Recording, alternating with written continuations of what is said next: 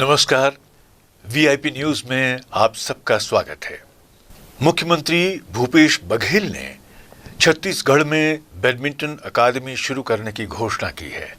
उन्होंने कहा है कि खेलों के विकास के लिए धनराशि की कमी नहीं होगी। छत्तीसगढ़ खेल प्राधिकरण के माध्यम से अंतर्राष्ट्रीय और राष्ट्रीय स्तर के कोचों की नियुक्ति के अलावा छत्तीसगढ़ के बड़े उद्योगों को स्टेडियम के रखरखाव की जिम्मेदारी दी जाएगी। पुलिस और वन विभाग की तरह ही अन्य विभागों में खिलाड़ियों को नौकरी देने के संबंध में विचार विमर्श किया जाएगा। साथ ही खेल प्राधिकरण की समिति में खिलाड़ियों की भागीदारी भी सुनिश्चित की जाएगी। प्रदेश में बीते 3 दिनों से अच्छी बारिश होने से बांधों का जल स्तर बढ़ा है। बावजूद इसके कृषि के लिए जैसी बारिश अपेक्षित थी वैसी नहीं हो पाई। धान का कटोरा अभी भी बारिश के मामले में ठीक से भर नहीं पाया है। आज कृषि मंत्री रविंद्र चौबे ने अपने सरकारी निवास में प्रेस वार्ता कर सूखे, एमएसपी और राजनीति से जुड़े अनेक मुद्दों पर सरकार का पक्ष रखा। मुझे लगता है कि भारतीय जनता पार्टी के लोग शहरों में और केवल अपने मोबाइल में व्यस्त हैं। छत्तीसगढ़ में बहुत ज़्यादा सूखे की स्थिति नहीं है। अभी 3-4 दिन के बारिश से लगभग खरीफ के फसलों में जहाँ जो धान की रोपाई हो गई थी या बुआई हो गई थी, उनके पौधों को जो ग्रोथ मिलना चाहिए उसकी कमी आई है। कुछ जिलों में फसल को हम लोग ये मान के चल रहे हैं, जो प्रशासन से हम लोगों ने जानकारी लिया है, जो कलेक्टरों से लगातार समीक्षा की जा रही है, 25% से 30% फसलों का नुकसान हो चुका है। लेकिन अभी भी बारिश होने से फसल तो प्रदेश में होगा। शेष जिलों में जहां बारिश अच्छी है वहां काफ़ी अच्छी फसल है। हम लोगों ने हमारे जलाशयों में पानी कम था, उसके बावजूद भी हमने किसानों के लिए पानी छोड़ दिया था। तो जहां जहां हमारा सिंचाई का रकबा है वहां तो हमने लगभग पानी अंतिम छोर तक पहुंचाने का प्रयास किया और उसमें सफल भी हुए। तो जो हमारा 12 लाख हेक्टेयर का जो सिंचित क्षेत्र है उसमें हम 10.5 से 11 लाख हेक्टेयर में पानी दे चुके थे। तो वहाँ फसलों की हालत बहुत ख़राब नहीं है। लेकिन जहाँ जहाँ बारिश कम हुई थी वहाँ निश्चित रूप से थोड़ी स्थिति किसानों के सामने नुकसान की है। माननीय मुख्यमंत्री जी ने कृषि विभाग के अधिकारियों को, सिंचाई विभाग के अधिकारियों को, राजस्व विभाग के अधिकारियों को, जिला प्रशासन को स्पष्ट निर्देश दिए हुए हैं और आने वाले समय में स्वयं माननीय मुख्यमंत्री जी कलेक्टरों की समीक्षा बैठक करेंगे और इसका पूरा आकलन करने के बाद आने वाले समय में उसकी कार्य योजना बनाई जाएगी। भारतीय जनता पार्टी को क्रमशः सड़कों पे नहीं उतरना चाहिए, उनको सड़कों पे रहना ही चाहिए। उनकी प्रभारी पुरंदेश्वरी जी ने छत्तीसगढ़ में आकर के जो अनर्गल प्रलाप किया था, उनके प्रभारी शिव प्रसाद जी ने इस प्रदेश के मुखिया माननीय मुख्यमंत्री श्री भूपेश बघेल को कहा था कि भारतीय जनता पार्टी के सामने सबसे बड़ी चुनौती मुख्यमंत्री भूपेश बघेल का किसान चेहरा होना है और किसान उनके लिए सबसे बड़ी चुनौती है। और पुरंदेश्वरी जी आके कहती हैं कि किसानों के ऊपर भाजपाई थूक देंगे। तो ये दुर्भाग्यजनक बयान से उबरने की कोशिश भारतीय जनता पार्टी करने का प्रयास कर रही है। इसलिए मुद्दे को वो टर्न डाउन करना चाहती, चेंज करना चाहती है। और धर्मांतरण जैसे मुद्दे पे, जिसमें छत्तीसगढ़ में मैं समझता हूँ कि लगभग शून्य ही है धर्मांतरण होना, आज तारीख तक भारतीय जनता पार्टी के किसी भी दिग्गज ने किसी भी थाने में जा कर के ये रिपोर्ट नहीं लगवाई है या रिपोर्ट दर्ज नहीं कराई है कि कहाँ कितना फोर्सफुली धर्मांतरण का काम हो रहा है। डॉक्टर रमन सिंह तो ये जवाब देने में भी असफल हैं कि उनके कार्यकाल में लगातार चर्च क्यों बनाए जा रहे थे और धर्मांतरण की क्या स्थिति थी। तो ये केवल विषय से भटकाने के लिए, लोगों के ध्यान को भ्रम में डालने के लिए इस प्रकार के भारतीय जनता पार्टी के बयान और आंदोलन उन्होंने शुरू किया हुआ है। वो कह रहे हैं कि 200 लोगों, मुझे लगता है कि जिस तरीके से केवल डीजल की महंगाई बढ़ी है, पेट्रोल की महंगाई बढ़ी है, फर्टिलाइजर की महंगाई बढ़ी है, पेस्टिसाइड की महंगाई बढ़ी है, कृषि उपकरणों की महंगाई बढ़ी है, दवाइयों की महंगाई बढ़ी है, उसकी तुलना में ये जो एमएसपी बढ़ाया गया है वो बिल्कुल ऊंट के मुंह में जीरा, जिसको एक कहावत है ना, उससे ज़्यादा कुछ नहीं है। केवल डीजल की महंगाई से प्रति एकड़ लागत मूल्य किसानों का 3,500 रुपया बढ़ा है। उसको तो कम से कम कंपनसेट कर दे, और उतना अगर नहीं कर सकते तो मैं समझता हूं कि इस प्रकार के एमएसपी बढ़ाना किसानों के साथ व्यंग है। छत्तीसगढ़ के लिए बीता रविवार तबादलों का रविवार रहा। दरअसल प्रदेश सरकार ने कल देर शाम बड़ी प्रशासनिक सर्जरी करते हुए 21 आईएएस और 2 आईपीएस समेत 6 राज्य सेवा के पुलिस अधिकारियों का तबादला किया है। आईपीएस अजय यादव को सरगुजा का प्रभारी आईजी बनाया गया, तो आईपीएस विवेक शुक्ला को एआईजी कानून व्यवस्था की जिम्मेदारी दी गई है। इसी तरह सुखनंदन राठौड़ को एटीसी पुलिस मुख्यालय में एएसपी बनाया गया है। वहीं जिन आईएएस अफसरों के प्रभार में फेरबदल किया गया है, उनमें 19 मंत्रालय में पदस्थ वरिष्ठ अफसर हैं। देश के सबसे बड़े टूरिज्म ट्रेड फेयर में बस्तर को the most promising new destination award से सम्मानित किया गया। ये अवार्ड कोलकाता में आयोजित टूरिज्म फेयर में बस्तर की सहायक कलेक्टर सुरुचि सिंह के नेतृत्व में पर्यटन प्रतिनिधिमंडल ने ग्रहण किया। मुख्यमंत्री भूपेश बघेल और पर्यटन मंत्री ताम्रध्वज साहू ने पर्यटन विभाग के सभी अधिकारियों और बस्तर जिला प्रशासन को इसके लिए बधाई और शुभकामनाएं दी हैं। छत्तीसगढ़ में 2 साल बाद होने वाले विधानसभा चुनावों को लेकर भाजपा ने अभी से तैयारियां शुरू कर दी हैं। भाजपा लगातार अलग अलग मुद्दों को लेकर सरकार पर प्रहार कर रही है। बीते दिनों धर्मांतरण को लेकर भाजपा नेताओं ने सरकार को घेरा। इसी कड़ी में अब धान और किसानों के जरिए सरकार को घेरने की तैयारी की गई है। 13 और 14 तारीख को एक आंदोलन जो आज जो किसानों की स्थिति है, छत्तीसगढ़ को अकालग्रस्त घोषित करना, खाद की कालाबाजारी चल रही है, डीपी यूरिया ब्लैक में बिक रहा है, किसान परेशान है। तहसील स्तर पे आंदोलन 13 या 14 सितंबर को प्रत्येक तहसील में भारतीय जनता पार्टी किसान मोर्चा के माध्यम से होगा और हम सब मिलके एक बड़ी योजना में भाग लेंगे और जिसमें वैक्सीनेशन के कार्यक्रम को सफल बनाने के लिए 17 तारीख को और 17 तारीख के पहले ही लगातार उन बूथों में जाकर ज़्यादा से ज़्यादा लोगों को प्रेरित करेंगे। कहा जाता है कि मतदाता अपना नेता चुनता है और उस जनप्रतिनिधि से अपना अधिकार मांगता नजर आता है। इसे मतदाता की जागरूकता भी कहा जाता है, लेकिन यही जागरूकता रायपुर में एक मतदाता को भारी पड़ गई।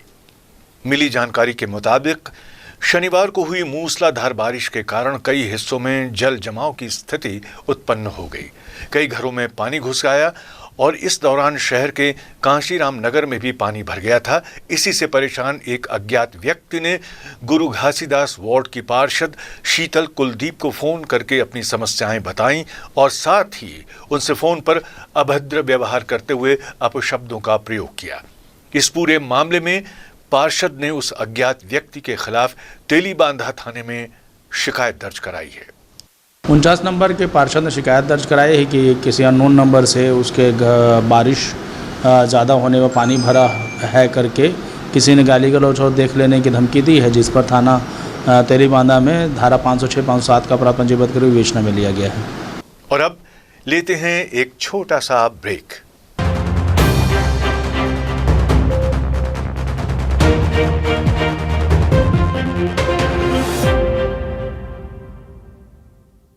हमारा लक्ष्य है खबरें जो जागरूक कर सके जनगण के मन को, खबरें जो बेबाक हो, खबरें जो निष्पक्ष हो, खबरें जिनमें सत्य की अनुगूंज हो, खबरें जिनमें बदलाव का राग हो।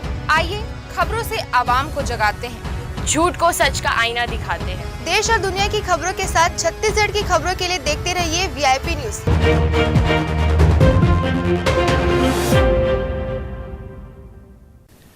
ब्रेक के बाद एक बार फिर आप सभी का स्वागत है। हमारा देश उत्सव धर्मी देश है और इस धरा पर जाने कितने धर्मों संप्रदायों के फूल खिले हुए हैं। इनके अपने अपने रंग और सुगंध हैं। सबका एक दूसरे के प्रति सम्मान है। सह अस्तित्व की भावना ही भारत की शान है। सब एक दूसरे के धर्म और आस्था का न केवल सम्मान करते हैं बल्कि उत्सव के आनंद में शामिल भी होते हैं, उसे साझा भी करते हैं। गणेश उत्सव के अवसर पर आइए हमारी सहयोगी रानी के साथ देखते हैं एक विशेष कार्यक्रम। नमस्कार, जनधारा छत्तीसगढ़ के इस खास कार्यक्रम में आप सभी का स्वागत है। मैं हूं आपके साथ रानी साहू।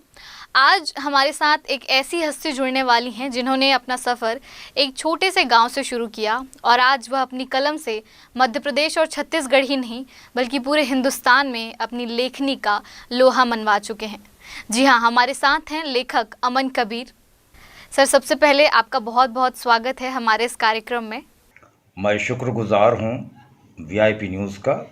सर, पहला सवाल आपसे ये है कि आपके जर्नी की शुरुआत कहाँ से और कैसे हुई?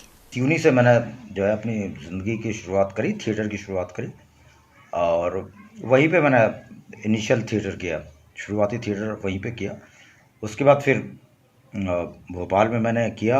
आलोक चैटर्जी, हबीब तनवीर साहब उस वक्त हयात थे, हबीब तनवीर साहब, नज़ीर कुरैशी, निज़ाम पटेल, संजय मिश्रा साहब, संजय उपाध्याय साहब, राजू जी, इन तमाम लोगों के साथ थिएटर करता रहा। फिर नागपुर आया तो नागपुर में जो है कि इनिशियल स्टार्ट जो हुआ फिल्म का वो नागपुर में हुआ। इसके साथ ही हम आपसे जानना चाहेंगे कि आपने किन किन फिल्मों में अभी तक काम किया है? मैं अमूमन 250 डॉक्यूमेंट्रीज लिख चुका हूँ। उसमें से 50 डॉक्यूमेंट्रीज मैंने डायरेक्ट करी हैं और बहुत सारी फिल्में हैं, गाने तो बहुत सारे हैं, मैं खुद गिना नहीं पाऊँगा। आपने गणेश चतुर्थी पर बहुत ही खूबसूरत एक वीडियो बनाया है, उसके बारे में हमें कुछ बताना चाहेंगे आप?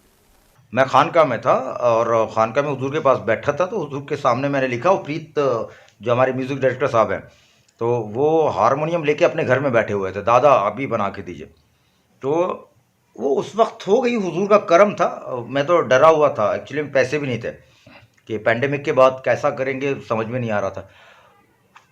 संगीता मैम ने बहुत सपोर्ट किया। संगीता मैम ने जो है कि वो पैसे पहुंचाए और संगीता मैम ने उस गाने को इज्जत बख्शी। तुम प्राणदाता हो, बुद्धि प्रदाता हो, तुम सृष्टि पर वरदान हो। इसके साथ ही हमारा आपसे सवाल है कि आप हाल ही में कॉइन मीडिया से जुड़े हुए हैं, तो उसके बारे में आप कुछ बताएंगे हमारे दर्शकों को? कॉइन मीडिया का बेसिक कंसेप्ट जो है कि वो जो कलाकार पलायन करके जाते हैं छोटे शहरों से, उनको हम सहेज के रखें। क्योंकि जिस ज़माने में मैं मुंबई गया तो हमारे सिवनी में तो सिनेमा होता नहीं था। तो जाहिर सी बात है कि आपको सिनेमा करना है या थिएटर करना है तो आपको भोपाल जाना है या मुंबई जाना है या नागपुर जाना है, तो वो आपका एक करना ही पड़ेगा आपको। लेकिन आज वक्त बदल गया है, तो आज हम जो है कि सिनेमा को अपने घर पे ला सकते हैं।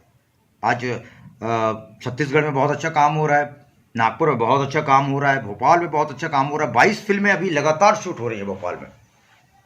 तो ऐसे बच्चों को हम सहेजना चाहते हैं, यही कॉइन का काम है। हमारे जैसे बहुत सारे लेखक हैं, हमारे जैसे बहुत सारे एडिटर्स हैं, तो संगीता शाह जो है वही चाहती हैं कि हमारे छत्तीसगढ़ का, महाराष्ट्र का, मध्य प्रदेश का टैलेंट कहीं बाहर ना जाए, घर से बाहर ना जाए, उनको यहाँ पे काम मिले।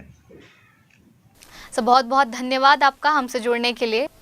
आज रायपुर के न्यू सर्किट हाउस में सुपोषण माह 2021 के तहत सुपोषित छत्तीसगढ़ परिदृश्य एवं चुनौतियां विषय पर संगोष्ठी आयोजित की गई, जिसमें प्रदेश भर के महिला एवं बाल विकास अधिकारी और यूनिसेफ के कार्यकर्ता मौजूद रहे।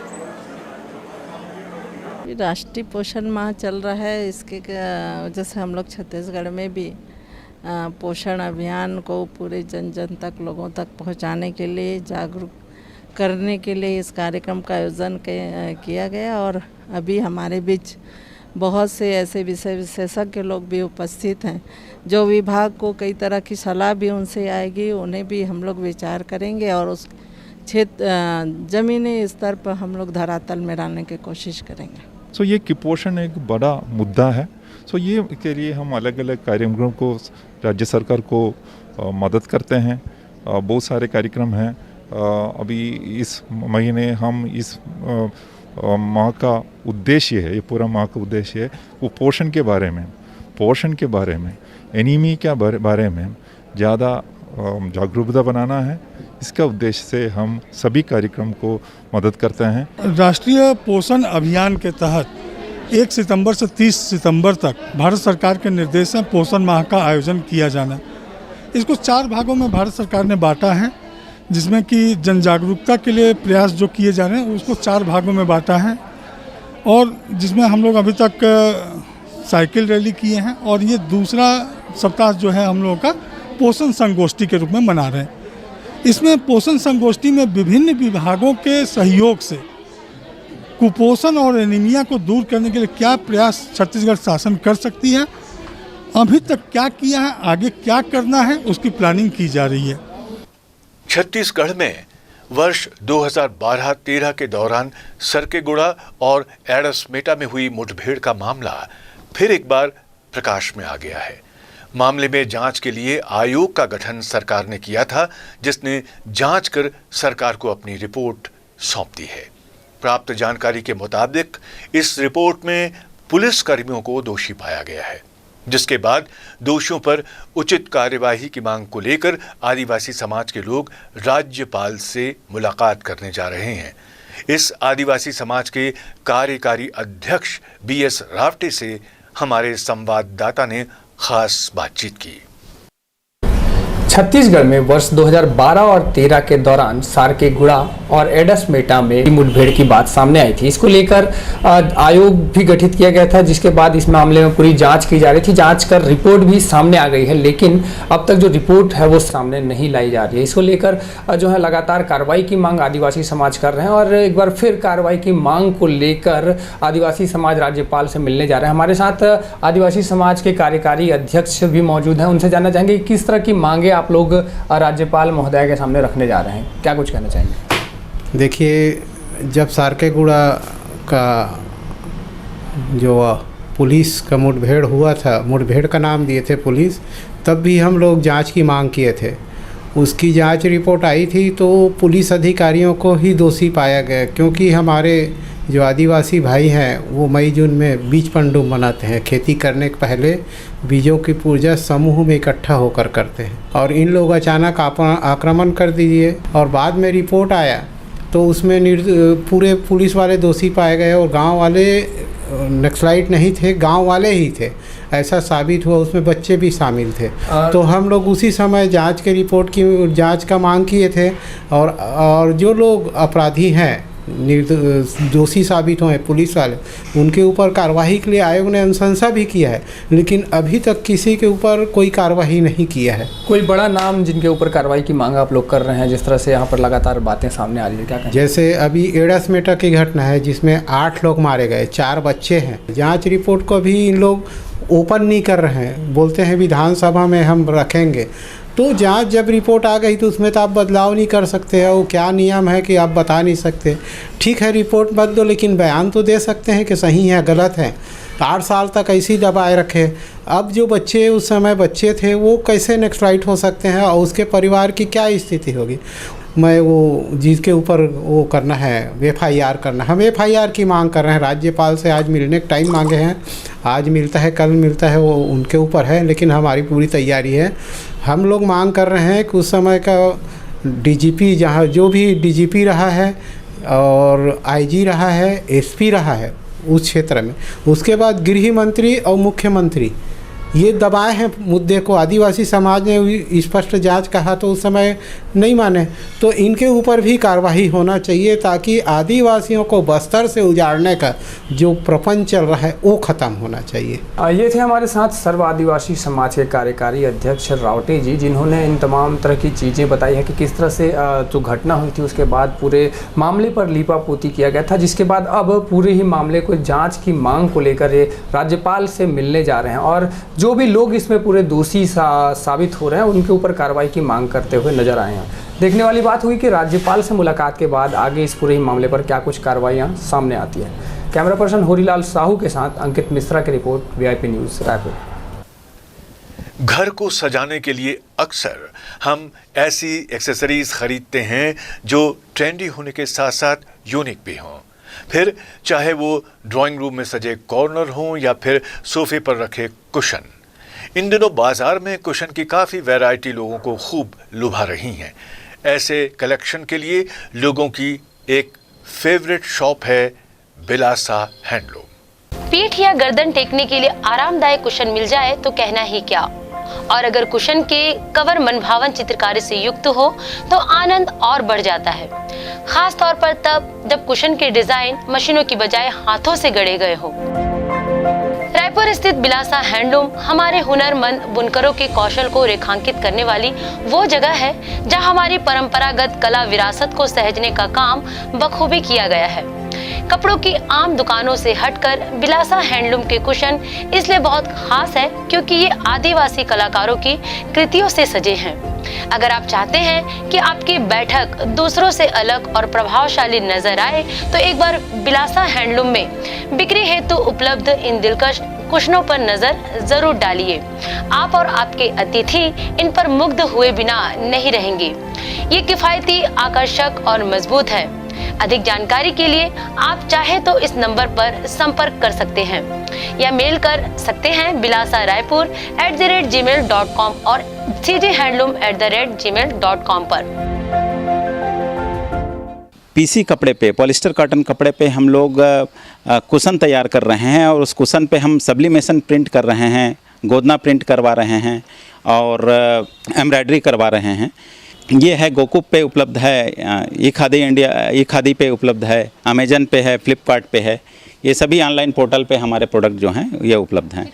पहली बार गरियाबंद पहुंचे जनता कांग्रेस छत्तीसगढ़ के प्रदेश अध्यक्ष अमित जोगी का कार्यकर्ताओं ने स्वागत किया।